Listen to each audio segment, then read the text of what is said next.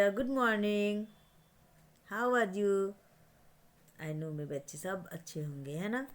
और class regular attend कर रहे हो ना? ठीक है। अब तो आपको कोई डाउट हो तो ऑनलाइन क्लासेस में आराम से पूछ सकते हो। आई डोंट थिंक कि कोई डाउट्स हो या कोई प्रॉब्लम आप फेस कर रहे होगे, है ना? बस रेगुलर क्लासेस करो। हाँ, लास्ट हम लोग पता है हम लोग अभी तक 11 लेसन, हिंदी में बोले 11, इंग्लिश में 11 लेसन कंप्लीट कर चुके हैं बेटा। अब हम लोग 12 चैप्टर पे हैं। आगे के जितने भी चैप्टर्स हुए हैं सबके नोट्स आपको पक्की पक्की एकदम अच्छे से फैब नोटबुक में बनाना है ना। नहीं बनाओगे तो बाद में बहुत प्रॉब्लम हो जाएगा ना। सपोज एग्ज़ाम के समय आपका पॉकेट हिस्ट्री में कोई प्रॉब्लम हो जाए, वो ना ओपन हो रहा हो तो आप कैसे कर पाओगे? तो आपके नोटबुक में होगा तो क्या होगा, आसानी से आप पढ़ पाओगे, है ना। चलो, तो आज हम लोग जो पढ़ने जा रहे हैं ना, वो बहुत एक इंस्पिरेशनल चैप्टर है, मतलब जिससे आपको कुछ सीखने को मिलेगा। ये एक पत्र है। अभी तक आपने डायरी लेखन पढ़ा होगा, कहानी पढ़ा होगा, निबंध ले पढ़ा होगा, नाटक पढ़ा है। ये नया एक हिंदी की एक नई विद्या है जिसका नाम पत्र है। बड़े बड़े महान पुरुष जो अपने बच्चों को या माता पिता को जो पत्र लिखते थे, जो कि बहुत ज़्यादा जिसमें कि जिससे कि कुछ सीखा जा सकता है, तो उसे क्या करते हैं, अच्छा से रखा जाता था, संजो के रखा जाता था, ताकि हमारे आने वाली पीढ़ी भी उसको पढ़े और सबके बारे में जाने और अच्छी अच्छी बातें जान सके। तो ये जो चैप्टर है सच्ची शिक्षा तो चरित्र निर्माण है, ये पत्र महात्मा गांधी ने लिखा है। पता है कहाँ से लिखा है? जेल से लिखा है। किसे लिखा है? अपने पुत्र मनीलाल को लिखा है। आपको पता है ना, महात्मा गांधी हम लोगों के देश को आज़ाद करने के लिए हमेशा कोई ना कोई आंदोलन चलाते रहते थे। इस वजह से अंग्रेज हमेशा उनसे नाराज़ होते थे और आए दिन वो जेल में भी जाते रहते थे। तो जब उसी जेल में जाने के दरमियान एक बार उन्होंने अपने पुत्र को पत्र लिखा है, तो उसी पत्र के बारे में इस चैप्टर में पढ़ाया गया है ना। चलो स्टार्ट करते हैं। तो चैप्टर का नाम है सच्ची शिक्षा तो चरित्र निर्माण है। मतलब अगर आप सचमुच शिक्षा लेना चाहते हो तो सच्ची शिक्षा क्या है? चरित्र का निर्माण है। अपने पेरेंट्स का रिस्पेक्ट करना, अपने टीचर का रिस्पेक्ट करना, उन्हें ओबे करना, किसी का डिसरिस्पेक्ट नहीं करना, यही सच्ची शिक्षा। चरित्र का निर्माण कैसे होगा? यही होगा ना चरित्र का। अच्छे चरित्रवान व्यक्ति में क्या क्या गुण होती है? दया होता है, प्रेम भाव होता है, बड़ों का रिस्पेक्ट होता है, छोटों के लिए प्यार होता है, कभी किसी को कोई न बैड वर्ड ना बोले, ये सब अच्छे चरित्र की पहचान होती है। ठीक है बेटा। महात्मा गांधी ने सारा जीवन सत्य के प्रयोग करने में व्यतीत कर दिया। हम उन्हें बापू कहकर भी बुलाते हैं। पिता के रूप में पुत्र को जो जीवन शैली उन्होंने सिखाई, वह आज के चमक दमक वाले संसार से तो बिल्कुल अलग है। अब देखो, महात्मा गांधी का जो सारा जीवन था किसके लिए था? सत्य के लिए। सत्य करने में, उन्होंने सत्य का प्रयोग करने में व्यतीत कर दिया। आज भी हम उन्हें किस नाम से बुलाते हैं? बापू नाम से बुलाते हैं ना। तो पिता के रूप में पुत्र की जो जीवन शैली उन्होंने बताई, मतलब कि किस तरह का जीवन हमें व्यतीत करना चाहिए, कैसा चरित्र होना चाहिए। तो पिता के रूप में जो पुत्र को उन्होंने जो सारी बातें सिखाई है ना, अगर वो आज के ज़माने में देखा जाए तो जैसा कि चमक दमक वाला ज़माना है, उससे बिल्कुल अलग है। ठीक है। पर इन संस्कारों को जीवन में उतारना ही सच्ची जीवन है। लेकिन उन्होंने जो बातें अपने बेटे को सिखाया, अगर उस संस्कार को हम लोग अपने जीवन में उतारेंगे तो वो जीवन सच्चा जीवन कहा जाएगा। इतने ऊंचे स्थान पर पहुंचने वाले बापू कितने सादगी भरे जीवन को अपनाने की प्रेरणा दे रहे हैं, यह सचमुच अनुकरणीय है। तो आपको पता है ना कि बापू का जो ओहदा था हमारे देश में कितना ऊंचा था। इतने ऊंचा ओहदा, मतलब पद पाने के बाद भी बापू ने अपने पुत्र को एकदम सादगी भरे जीवन को अपनाने की प्रेरणा दे रहे हैं। ये सचमुच क्या है? अनुकरणीय है कि हम लोग कितने भी बड़े बन जाए, हम लोग का जीवन कैसा होना चाहिए? सादगी से भरा हुआ होना चाहिए। ठीक है। चल अब स्टार्ट करते हैं हम लोग। महात्मा गांधी का अपने पुत्र मनीलाल को जेल से लिखा गया पत्र। तो महात्मा गांधी ने ये के पुत्र का क्या नाम है? मनीलाल है। ठीक है। जिसको उन्होंने कहाँ से पत्र लिखा है? जेल से पत्र लिखा है। ठीक। प्रिय पुत्र, हर महीने एक पत्र लिखने और एक पत्र आने का अधिकार मुझे मिला है। अब देखो बेटे, पहले ही लाइन से क्या स्पष्ट होता है कि जब वो जेल में थे तो उन्हें क्या बोला गया था कि हर महीना में आप एक ही पत्र लिख सकते हो और आपके परिवार में से किसी एक का ही पत्र महीने में एक बार आ सकता है और आप पढ़ सकते हो। अब मैं पत्र लिखूं किसे? अब उन्हें तो महीने में एक ही पत्र लिखना था, है ना। तब वो किसी पत्र लिखें न, वो उनकी समझ में नहीं आ रहा था। तो मिस्टर पोलक का और तुम्हारा ख्याल मुझे बारी बारी से आता था। कभी उन्हें लगता था कि मिस्टर रिच को लिखें, कभी लगता था मिस्टर पोलक को लिखें, और कभी उनके बेटे मनीलाल का ख्याल उन्हें बार बार आता था। लेकिन इस समय तुम्हारा ही ध्यान मुझे बार बार आ रहा है। लेकिन बाद में किसका ध्यान महात्मा गांधी को बार बार आ रहा था? अपने पुत्र मनीलाल का। आशा है मेरे बारे में तुम जरा भी चिंता मत करना। विशेष कहने का अधिकार विशेष कहने का मेरी विशेष कुछ कहने का अधिकार मुझे नहीं है। मैं पूर्ण शांति में हूँ। अब देखो, अब उनके परिवार वाले तो चिंतित होंगे ही ना कि अगर बापू जेल में है तो उनके बारे में चिंतित होंगे, चिंता करते रहते होंगे। तो सबसे फर्स्ट लाइन में उन्होंने यही लिख दिया कि मेरे बारे में तुम चिंता बिल्कुल मत करना। और क्या है, जेल से पत्र लिख रहे हैं तो प्रतिबंधित होगा ना पत्र। अगर कुछ ऐसा लिख दें जो अंग्रेज प्रशासन को अच्छा ना लगे तो उनका पत्र उनके पुत्र तक पहुंचेगा ही नहीं। इसलिए उन्होंने लिखा कि कुछ विशेष कहने का अधिकार मुझे नहीं है। मैं पूर्ण रूप से शांति में हूँ। मतलब मैं एकदम बहुत शांति से हूँ, मुझे कोई प्रॉब्लम नहीं, मेरे बारे में चिंता मत करना। आशा है कि बात अच्छी हो गई होगी। मुझे मालूम है कि तुम्हारे कुछ पत्र यहाँ आए हैं, लेकिन वे मुझे नहीं दिए गए हैं। फिर भी डिप्टी गवर्नर की उदारता से मुझे मालूम हुआ कि बा का स्वास्थ्य सुधर रहा है। क्या वे फिर से चलने फिरने लगी? बा और तुम लोग सवेरे दूध के साथ साबूदाना बराबर ले रहे होगे। अब देखो, अब उनकी चिंता किसके बारे में है? बा के बारे में। बा कौन है? महात्मा गांधी की पत्नी और मनीलाल की माँ। तो बोले कि मुझे मालूम है कि यहाँ बहुत सारे मतलब तुम्हारे कुछ मनीलाल ने कुछ पत्र लिखे महात्मा गांधी को, लेकिन क्या है कि जेल में महात्मा गांधी को नहीं दिए गए, क्योंकि उन्हें बस एक पत्र लिखने और एक पत्र पाने का अधिकार था। लेकिन फिर भी क्या है कि डिप्टी गवर्नर की उदारता से, मतलब जो डिप्टी गवर्नर थे वो तो उदार स्वभाव के थे, अच्छे स्वभाव के थे। तो उन्होंने क्या किया कि उन्हीं से मालूम हुआ कि तुम्हारा पत्र आया है और दिए नहीं गए। उसमें ही बताया गया था कि बा का स्वास्थ्य अब सुधर रहा है।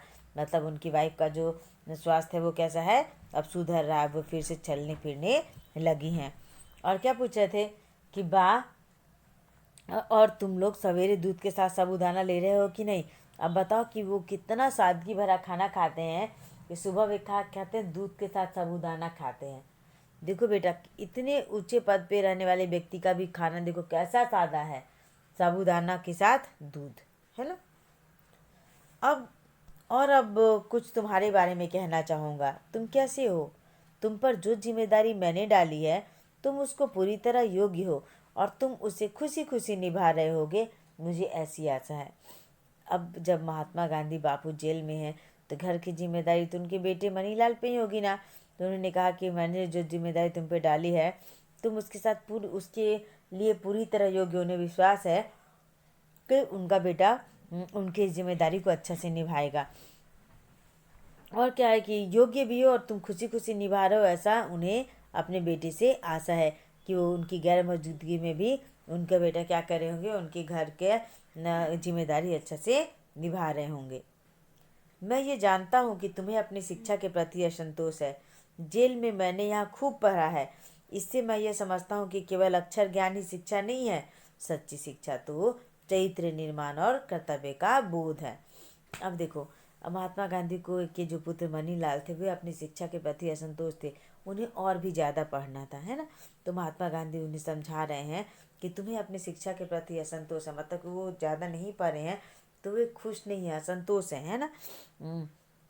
लेकिन जेल में रहकर मैंने यहाँ खूब पढ़ाई की है। बापू का कहना है कि मैंने खूब पढ़ा है, और उससे मुझे ये समझ में आया है कि केवल जो अक्षर का ज्ञान होता है ना, वही शिक्षा नहीं है। सच्ची शिक्षा क्या है? सच्ची शिक्षा तो अपने चरित्र का निर्माण करना है और अपने कर्तव्यों का अच्छे से पालन पालन करना ही सच्ची शिक्षा है ना। तो महात्मा गांधी के अनुसार सच्ची शिक्षा क्या है? महात्मा गांधी के अनुसार सच्ची शिक्षा केवल अक्षरों का ज्ञान नहीं है ना? क्या है? और सच्ची शिक्षा तो अपने चरित्र का अच्छा से निर्माण करना और अपने कर्तव्यों को निभाना है। यदि यह दृष्टिकोण सही है और मेरे विचार से यह बिल्कुल सही है, तो तुम सच्ची शिक्षा प्राप्त कर रहे हो। आजकल तुम्हें अपनी बीमार माँ का सेवा का अवसर मिला है। रामदास और देवदास को भी तुम संभाल रहे हो। यदि यह काम तुम अच्छी तरह और खुशी खुशी कर रहे हो, तो तुम्हारी आधी शिक्षा इसी के द्वारा पूरी हो गई। अब देखो, अगर और देखो, महात्मा गांधी का कहना है कि यदि ये दृष्टिकोण सही है, मतलब कि सिर्फ अक्षरों का ज्ञान ही शिक्षा नहीं है, चरित्र का निर्माण अपने कर्तव्य को पूरा करना ही सही सच्ची शिक्षा है, तो मेरे विचार से तो बिल्कुल सही है। तुम तो सच्ची शिक्षा प्राप्त कर रहे हो, क्योंकि महात्मा गांधी की गैर मौजूदगी में क्या कर रहे हैं? वे अपनी माँ का ध्यान दे रहे हैं, अपनी बीमार माँ का ख्याल रख रहे हैं। दो भाई रामदास और देवदास को भी वो संभाल रहे हैं। और यदि काम वो अच्छी तरह खुशी खुशी कर रहे हैं, तो उनकी महात्मा गांधी के अनुसार उनकी आधी शिक्षा तो इसी के द्वारा पूरी हो जाती है। क्योंकि महात्मा गांधी के अनुसार सच्ची शिक्षा क्या है? चरित्र का निर्माण, जो कि अपने वो माँ या बा की सेवा करके कर रहे थे और अपने भाइयों का, रामदास और देवदास का ख्याल कर रहे हैं, तो उनके अनुसार उनकी सच्ची शिक्षा तो ऐसे ही पूरी हो जा रही है। ठीक है। एक बात मैं कहना चाहता हूँ कि आमोद प्रमोद एक निश्चित आयु तक ही शोभा देती है। 12 वर्ष की उम्र के बाद बच्चों में जिम्मेदारी और कर्तव्य का भाव होना चाहिए।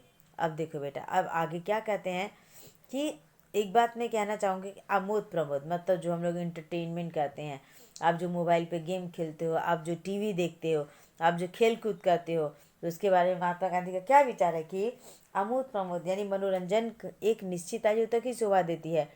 12 वर्ष की उम्र के बाद क्या होता है कि बच्चों में क्या होनी चाहिए? जिम्मेदारी और कर्तव्य का बोध होना चाहिए।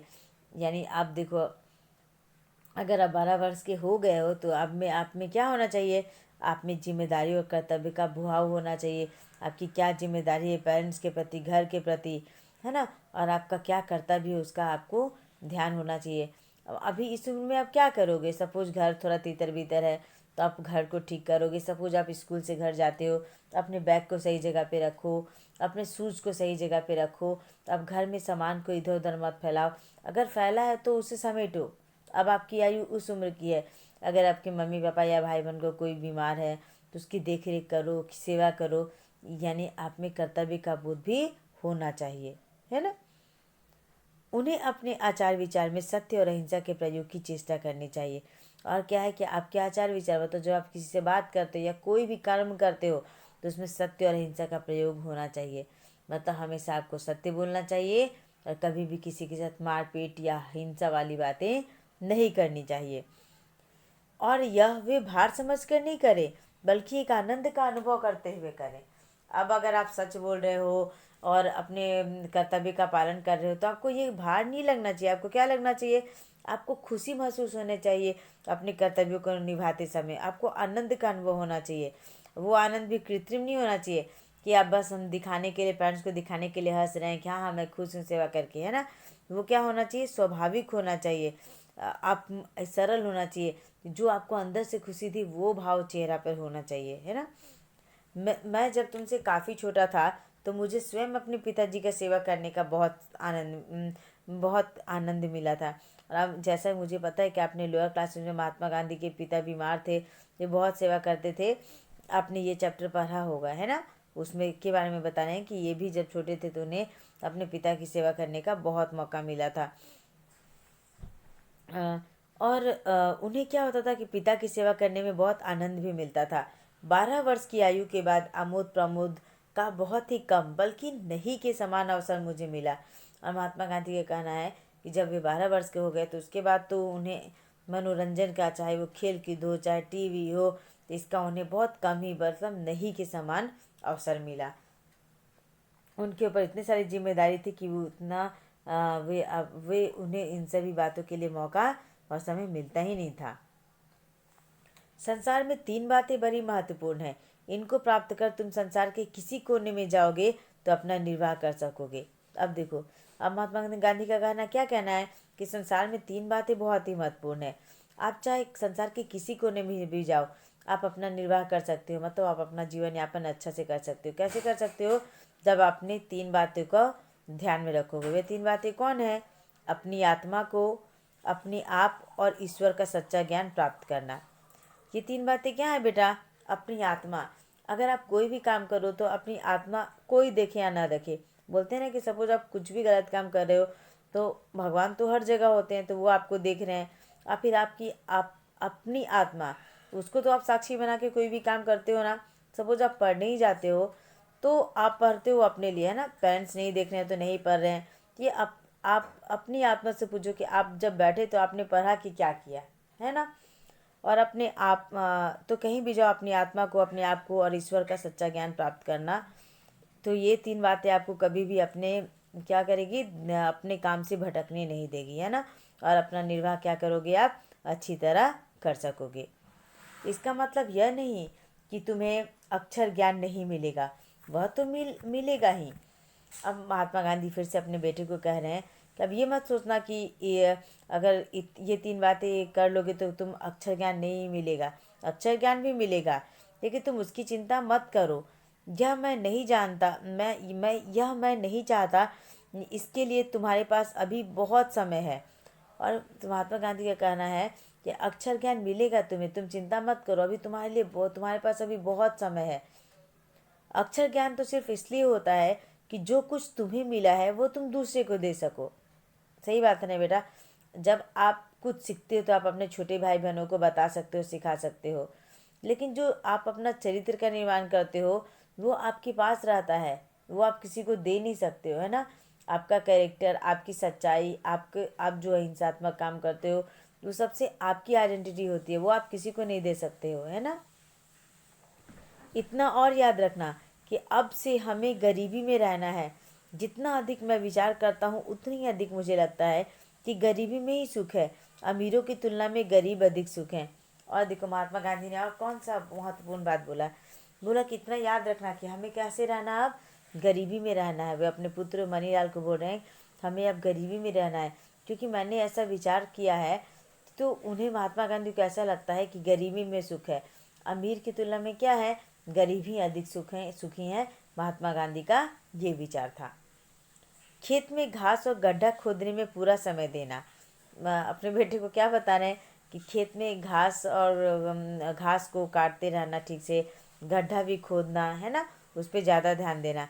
भविष्य में हमें जीवन निर्वाह इसी से करना है। मतलब उन्हें जीवन निर्वाह किसी करना है? खेती करने से करना है।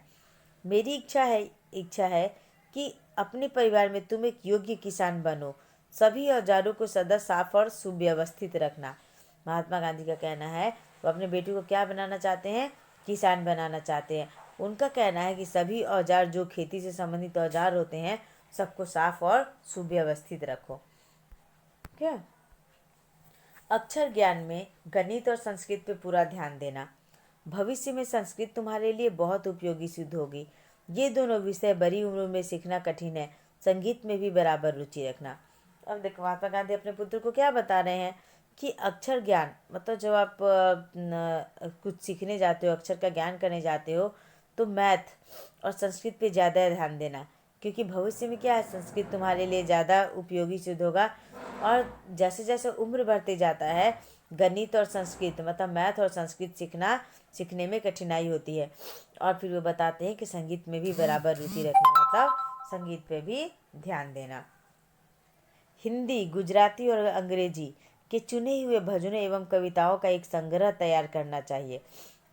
अंत में तुम्हें अपना यह संग्रह बहुत मूल्यवान प्रतीत होगा। काम की अधिकता से मनुष्य को घबराना नहीं चाहिए और ना ही यह सोचना चाहिए कि यह कैसे होगा और पहले क्या करें।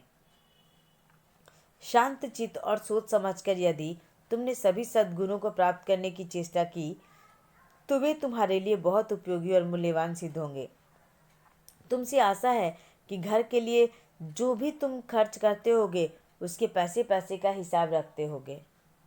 अब देखो बेटा, महात्मा गांधी ने ये सारी बातें, बहुत महत्वपूर्ण बातें हैं जो सीखने योग्य है, जानने योग्य है। उन्होंने क्या बोला कि अपने बेटों को बताया कि क्या करना, कि हिंदी गुजराती और अंग्रेजी के जो अच्छे अच्छे भजन हो उसको क्या करना, संग्रह तैयार करके रखना। जब साल बीत जाएगा तो जब तुम लास्ट में देखो कि तुमने इस वर्ष में क्या क्या नए भजन सीखे, तो बहुत ही मूल्यवान साबित होगा। और महात्मा गांधी का क्या कहना है कि सपोज आपके पास बहुत सारे काम हो जाते हैं, काम की अधिकता हो जाती है, तो मनुष्य को घबराना नहीं चाहिए और ना ही ये सोचना चाहिए कि कौन सा काम पहले करूँ, कौन सा बात करूँ। आपको क्या करना है कि शांत चित्त से, एकदम स्थिर दिमाग से, सोच समझ कर, यदि तुमने सद्गुणों को प्राप्त करने की चेष्टा की, मतलब जितने सारे गुणों को महात्मा गांधी ने कहा है, अगर उतने सारे गुण तुमने प्राप्त कर लिया तो तुम्हारे लिए ये सब क्या होंगे, बहुत उपयोगी और मूल्यवान सिद्ध होंगे। ठीक है, मतलब कि कभी भी तुम काम की अधिकता से घबराओगे नहीं, और आप आसानी से डिसाइड कर लोगे कि कौन काम पहले करना है, कौन सा बाद में करना है। और महात्मा गांधी का क्या करना है कि घर पे तुम जो भी खर्च करो, क्या करो, पैसे पैसे का हिसाब रखो। ये भी बहुत इंपॉर्टेंट है बेटा। हम लोग क्या करते हैं, खर्च कर देते हैं लेकिन उसका हिसाब किताब नहीं रखते हैं। लेकिन हिसाब किताब रखना चाहिए, इससे आपको पता चलेगा कि क्या आपने सही में खर्च किया और क्या आपने गलत में खर्च किया। ठीक है, मुझे यह भी आशा है कि तुम रोज़ शाम को नियम पूर्वक प्रार्थना करते होगे और परिवार को श्री वेस्ट के यहाँ भी प्रार्थना में और रविवार को श्री वेस्ट के यहाँ भी प्रार्थना में जाते होंगे। देखो क्या बोल रहे कि उनको अपने पुत्र से ये पूरा उम्मीद है, आशा है कि शाम में भी नियम पूर्वक वे प्रार्थना हमेशा करते होंगे और रविवार को श्री वेस्ट के यहाँ भी प्रार्थना करने जाते होंगे, है ना। मतलब वो जो क्रिश्चियन का होता है ना बेटा, उस गिरजाघर में, उसकी बातें यहाँ पे कर रहे हैं। सूर्योदय से पहले उठकर प्रार्थना करना बहुत ही अच्छा है। अब देखो इनका क्या कहना है कि जब मॉर्निंग में आपको प्रेयर करना तो कब करना है, सनराइजेस के पहले करना है। प्रयत्न पूर्वक एक निश्चित समय पर ही प्रार्थना करनी चाहिए और हमेशा ऐसा कोशिश करना चाहिए कि प्रेयर का जो प्रार्थना का जो टाइमिंग है हमेशा एक निश्चित होना चाहिए। यह नियमितता तुम्हें अपने जीवन में आगे चलकर बड़ी सहायक सिद्ध होगी। और अगर आप अपने काम में नियमितता रखते हो, मतलब रेगुलरिटी रखते हो, पंचुअलिटी रखते हो, तो आपको क्या होगा, जीवन में आगे चलकर ये आपके लिए बहुत ही सहायक सिद्ध होगी। ठीक है, तुम्हारा पिता मोहनदास, आपको पता है ना कि महात्मा गांधी का पूरा नाम क्या था, मोहनदास करमचंद गांधी। इसका मूल्य क्या है अब तो जो आपने पूरा जो चैप्टर पढ़ा तो उसमें महात्मा गांधी ने किस बात पे ज़्यादा जोर दिया है, हाँ, श्रम पर, मेहनत करो। और सच्ची शिक्षा का तात्पर्य केवल अक्षर ज्ञान नहीं है कि आपने अक्षर ज्ञान कर लिया तो आप पर समझदार हो गए, पढ़े लिखे हो गए। हाँ, सच्ची शिक्षा का मतलब क्या है, चरित्र का निर्माण है। कोई आपको देखे तो बोले हाँ बहुत डिसिप्लिन है, बहुत अच्छी बातें करता है, सच्ची बातें करता है, अहिंसावादी है, तभी आप पढ़े लिखे अच्छे समझदार कहलाओगे। सिर्फ अक्षर का ज्ञान हो जाना ही सच्ची शिक्षा नहीं है। ठीक है बेटा, तो आपको पता चला ना कि महात्मा गांधी इस चैप्टर में क्या कहना चाहते थे कि हमें मेहनत से कभी भी घबराना नहीं चाहिए। और अगर हम लोग पढ़े लिखे हैं तो हमें सबसे पहले अपने चरित्र को संभालना होगा, अच्छा चरित्र बनाना होगा, सच बोलना होगा, अपने कर्तव्यों का निर्वाह करना होगा, अहिंसा के पथ पर चलना होगा, दूसरे की सेवा करने की भावना रखनी होगी और सबसे इम्पोर्टेंट कि हमें सादगी पर ध्यान देना है ना। हमेशा बाहर के खाना ऑर्डर करते रहें ऐसा नहीं है, हाँ, हमेशा पार्क जाते रहें ऐसा नहीं है। आपको क्या करना है, घर का खाना खाना है, सादगी से जीवन बिताना है, यही सच्ची शिक्षा की पहचान है। ठीक है बेटा, चलो अभी मैं आपको थोड़ा हार्ड वर्ड्स भी बता देती हूँ। उदारता, उदारता का अर्थ होता है दानशीलता। बताओ, आप किसी को जो दान देते हो ना उसको उदारता कहते हैं। किसी के प्रति अच्छा व्यवहार रखते हो ना तो उसको उदारता कहते हैं। कर्तव्य, कर्तव्य का अर्थ होता है फर्ज। आपका क्या दूसरे के प्रति जो जिम्मेदारी होती है, फर्ज होती है, उसे कर्तव्य कहते हैं। खर्च करना, मतलब जो आप भी खर्च करते हो उसको व्यय करना कहते हैं। या ठीक है, जिम्मेदारी मतलब आपकी जो जिम्मेदारी, जिस काम को आपको पूरा करना है उसको उत्तरदायित्व भी कहते हैं कि आपका क्या उत्तरदायित्व है, क्या जिम्मेदारी है। आमोद प्रमोद मतलब भोग विलास, ठीक है, ज़्यादा इंटरटेनमेंट करना, टीवी देखना, मोबाइल देखना, अच्छे अच्छे खाने खाना, ये सब हो गए आमोद प्रमोद। चरित्र मतलब गुणों का समूह, व्यक्तित्व। जब आप में बहुत सारे गुणों का समूह होगा, बहुत सारे गुण आएंगे, तो आप क्या कहलाओगे? चरित्रवान कहलाओगे। स्वाभाविक मतलब सहज, मतलब साधारण सी बात है। भविष्य मतलब जो आपका आने वाला समय, उसे भविष्य कहते हैं। चेष्टा करना चाहिए मतलब प्रयत्न करनी चाहिए, कोशिश करनी चाहिए। सुव्यवस्थित मतलब सही स्थान पर ठीक से रखना। मतलब आप कोई भी सामान घर का भी हो तो क्या करना है आपको? सुव्यवस्थित रखना है, मतलब सही स्थान पर रखना है। निर्माण करना मतलब बनाना, निर्माण करना। निर्वाह करना मतलब गुजारा करना। आप कहीं रहते हो, कहीं जाते हो, तो रहने खाने के लिए जो अर्निंग करते हो ना, उसको निर्वाह करना कहते हैं। तुलना मतलब बराबरी करना। आप अगर किसी से कंपेयर करते हो तो उसको तुलना करना या बराबरी करना कहते हैं। संग्रह करना मतलब एकत्रित करना। ठीक है, संग्रह करना मतलब एकत्रित करना। आप संग्रह कलेक्शन जिसको इंग्लिश में आप क्या बोलते हैं? कलेक्शन करना जिसको बोलते हैं ना, उसको कहते हैं संग्रह करना, कहते हैं हिंदी में। ठीक है, अब देखो, अब सही गलत का निशान है। आप बताना तो बेटा, तो क्या पढ़ा आपने? गांधी जी ने जेल से अपनी बा को पत्र लिखा था। बताओ तो सही है कि गलत? गलत। गांधी जी ने जेल से अपने पुत्र मनीलाल को पत्र लिखा था। 12 वर्ष के बाद, उम्र के बाद बच्चों में जिम्मेदारी और कर्तव्य का भाव होना चाहिए। सही बात है। गांधी जी ने बोला ना कि 12 वर्ष के बाद तो बच्चों में जिम्मेदारी और कर्तव्य का भाव होना चाहिए। ग नंबर, अक्षर ज्ञान तो सिर्फ इसलिए होता है कि जो कुछ तुम्हें मिला उसे तुम दूसरे को दे सको। सही बात है। अक्षर ज्ञान इसलिए होता है कि जो हम लोग सीखें दूसरे को दे सकें। हिंदी और अंग्रेजी विषय बड़ी उम्र में सीखना कठिन है। गलत। गणित और संस्कृत भाषा सीखना बड़ी उम्र में कठिन बात है, हिंदी और अंग्रेजी भाषा नहीं। ठीक है, चलो अब यहाँ पे मैं ख़त्म करती हूँ। हम लोग का ये चैप्टर ख़त्म हो गया है। हम लोग नेक्स्ट क्लास में आगे पढ़ेंगे। ओके बेटा, चलो बाय।